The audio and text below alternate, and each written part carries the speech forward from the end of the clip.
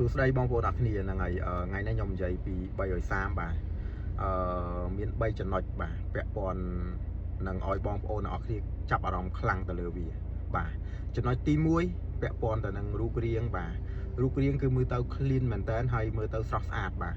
មិនថាស្ថិតនៅក្នុងសម័យបច្ចុប្បន្ននេះក៏មើលទៅតាក់ទាញដែរសម្រាប់រថយន្ត Lexus 330ហ្នឹងបាទហើយជាពិសេស stop ខាងក្រោយបាទក្នុងអំឡុងពេល04រហូតដល់06បាទនៅ2004ដល់2006បាទមាន stop សបាទនិយាយទៅគឺមើលទៅស្អាតមែនតើបាទសម្រាប់Lexus ផ្នែកខាងក្រោយ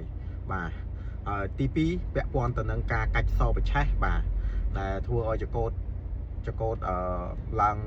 ចកូតអូតូបាទមានការឡើងមកឡើងស្រើតដូចឡានស៊េរីទំនើបដូចឡានតម្លៃរាប់សែនដុល្លារអញ្ចឹងបងប្អូនបាទហើយទី3ពាក់ព័ន្ធទៅនឹងខាងក្នុងបាទខាងក្នុងគឺស្អាតបាទមើលទៅ clean ធំបាទហើយជាពិសេសគេមានទាំងលាយឡំនឹងឈើដែលមើលទៅប្រណិតមែនតើបាទហ្នឹងហើយ3ចំណុចនេះតើបងប្អូនចូលយ៉ាងណាដែរសម្រាប់3ចំណុចដែលខ្ញុំលើកឡើងនេះបាទអរគុណច្រើនសម្រាប់ការតាមដានវីដេអូហើយបើសិនជាមានកំហុសខុសឆ្គងអីត្រង់ណាសូមខន្តីបេទោសផងអរគុណបាយបាយ